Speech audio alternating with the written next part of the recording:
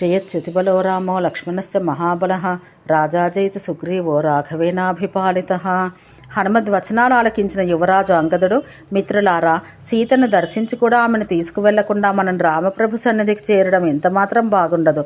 పరమశక్తి సంపన్నులైన మీరు సీతాదేవిని మేము దర్శించాము, కానీ మాతో తీసుకురాలేదు అని చెప్పడం సబబుగా ఉండదు. జగత్రయవాసుల్లో కల సురాసురుల్లో ఎవరూ మనతో ఎగరజాలరు. మనతో సమాన శక్తి సంపన్నులు ముల్లోకాలలో లేరు. మహాశక్తి సంపన్నులైన రాక్షస సైన్యులన్నింటినీ ఏకమాత్ర వీరుడుగా వెళ్ళి హనుమంతుడే అంతం చేసి వచ్చాడు. ఇక అక్కడ మనకు సీతాదేవిని తీసుకువచ్చి శ్రీరామ సన్నిధికి చేర్చడం వినా వేరే పని లేదు అన్నాడు. జాంబవంతుడు సావధానంగా అంగద వచనాలు ఆలకించి అతని ఉత్సాహానికి సంతోషపడ్డాడు. కర్తవ్య జ్ఞాన సంపన్నుడైన జాంబవంతుడు సార్థంగా, అంగద, నీ అభిప్రాయం మంచిదే, కానీ మనం రామప్రభు ఆదేశ వచనానుసారమే చెయ్యాలి, అంతేకాని స్వేచ్ఛగా ప్రవర్తించరాదు అన్నాడు. ఓం శాంతి శాంతి శాంతి.